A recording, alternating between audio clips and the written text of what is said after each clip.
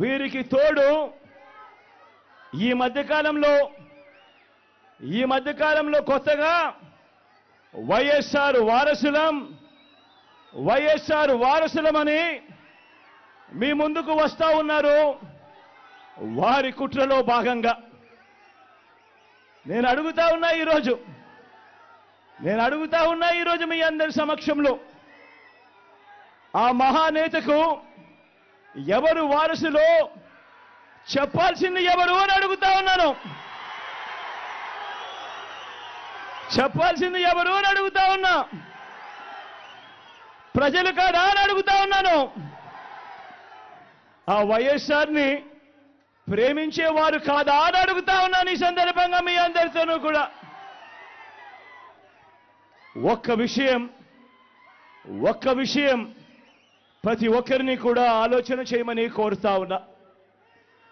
ఆ దివంగత మహానేత మీద, నాన్నగారి మీద కక్షపూరితంగా, కుట్రపూరితంగా ఆయన చనిపోయిన తర్వాత ఆయన మీద కేసులు పెట్టింది ఎవరు? ఆయన కుటుంబాన్ని టార్గెట్ చేసింది ఎవరు? ఆయన పేరును చివరకు సిబిఐ ఛార్జ్ షీట్ లో కూడా పెట్టింది ఎవరు? ఒక వైఎస్ఆర్ లెగసీని, ఒక వైఎస్ఆర్ ను ఉండకుండా చెయ్యాలని చూస్తా ఉన్నది ఎవరు? ఒక వైఎస్ఆర్ కుటుంబాన్ని పూర్తిగా అనగదొక్కాలని, వారు ఇక లేకుండా చూడాలని కుట్రలు పన్నింది ఎవరు? ఇవన్నీ కూడా పులివెందుల ప్రజలకు తెలుసు, వైఎస్ఆర్ జిల్లా ప్రజలకు తెలుసు. తెలుగు నేల మీద ఉన్న ప్రతి ఒక్కరికి కూడా ఇవన్నీ సంగతులు తెలుసు.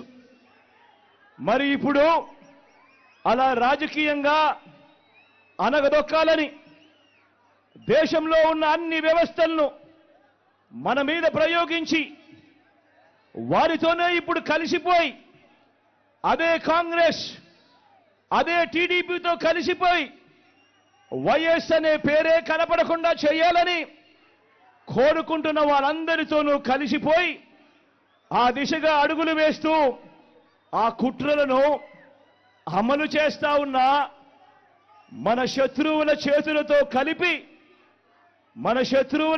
చేతులు కలిపి వారి పార్టీల్లో చేరిపోయిన వీరా వైఎస్ఆర్ వారసులు అని అడుగుతా ఉన్నాను.